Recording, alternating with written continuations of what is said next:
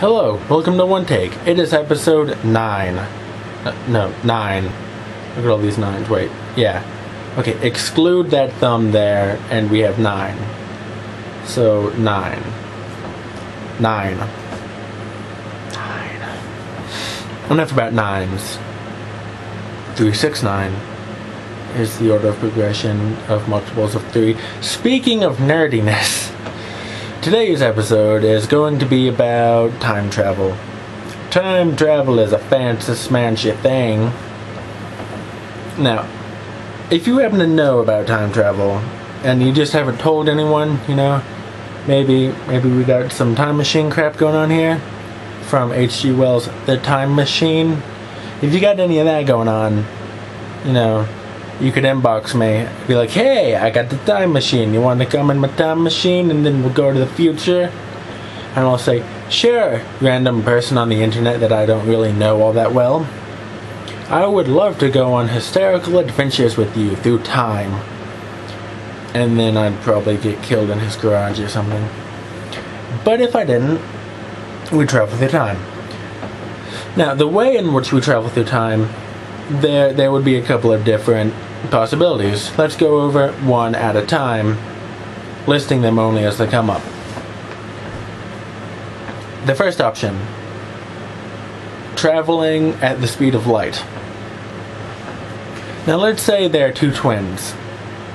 One is on Earth, and the other is in a spacecraft. The spacecraft travels at or near the speed of light for, let's say, 2 light years. He comes back, alright, for a total distance of 4 light years. It's been 4 years in his time. But for his brother, it's been closer to, let's say, 80 years, I think, is the number quoted. So, 4 years, 80 years. If this guy's still alive, and this guy is an astronaut, then, I don't know, let's estimate this guy is, he was 24 when he left. And this guy was 24 when he left because of the twins. Did I mention they were twins? Because they're twins. And so, brother on Earth, he's nearing the ability, he's a centurion. He's lived for over 100 years. He's 102, specifically. And then, this brother, it's only been 4 years. He's 28. Wonderful. What does this teach us? It teaches us that time is relative, for one thing. What's 4 minutes for you may be different than it is for someone else, depending on how fast you're going in comparison to them. And there are ratios. Normally, the way we go through time is going to be 1 to 1. So, each minute is a minute. Minutes are minutes. But, let's say you're traveling at the speed of light. It's going to be closer to, I think it was, 400 minutes per actual minute. Iffy. So, what this basically says... Oh, let me go on a tangent here. Everything I say can be proven wrong. If you happen to do any research, I'm just going off what I've heard from other people. And I've just realized that this receipt I have here says 69 on it. That's humorous. Now, so there's the first way of achieving time travel, which is to accelerate really, really quickly. That's how the scientists refer to it. It's the really, really quick model. Another is, excusez-moi, it's a little more iffy, let's be honest. And that's to go through a wormhole. Now, wormholes are basically... I have something here. Maybe I planned for this, maybe I didn't. Now, let's say space is more or less like this, except flatter and less red. Alright, you have space, And then you have a wormhole.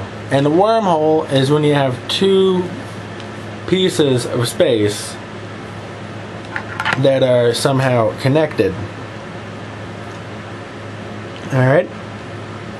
So you have these connected pieces of space, and there's a bit of an odd bit about it. Apologies. There seems to be some sort of phlegm lodged within my throat. So, if you go through a wormhole, you're going to travel through this gap in space to somewhere else. I believe scientists were able to, at one point, create miniature wormholes that went over a distance of a few millimeters.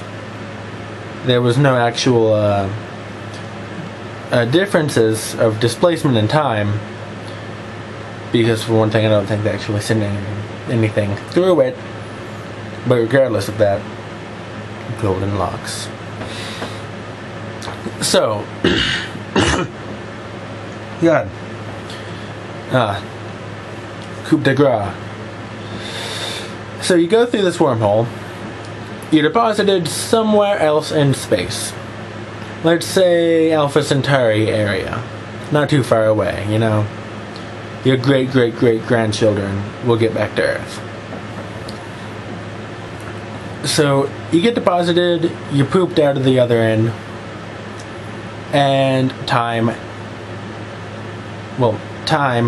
most likely has passed either forwards or backwards. Backwards and forwards.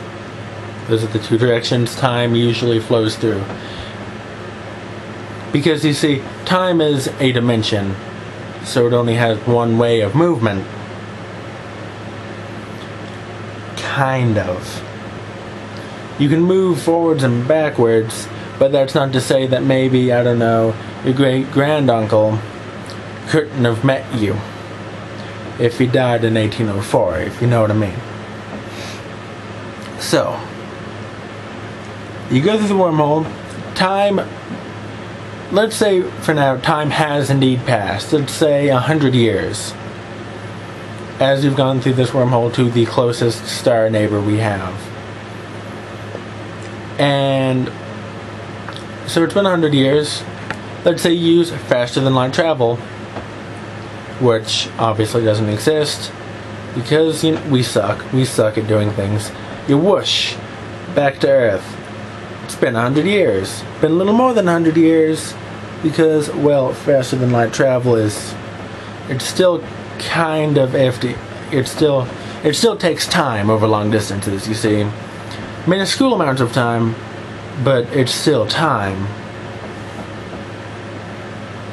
So that's another way with which you could go through time.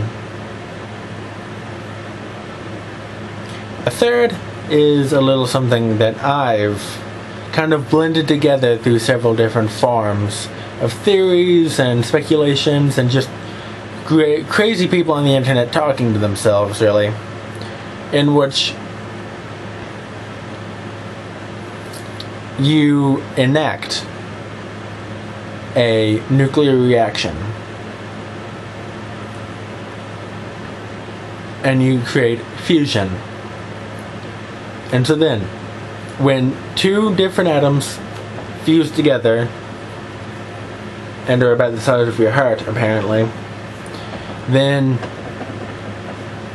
it will create immense amounts of energy. The amount of energy seen from the sun. And, you know, the sun is such a fun place that this also involves faster than light travel. I'm probably just speaking out of my rectum at this point because I'm not really sure if any of this is even plausible.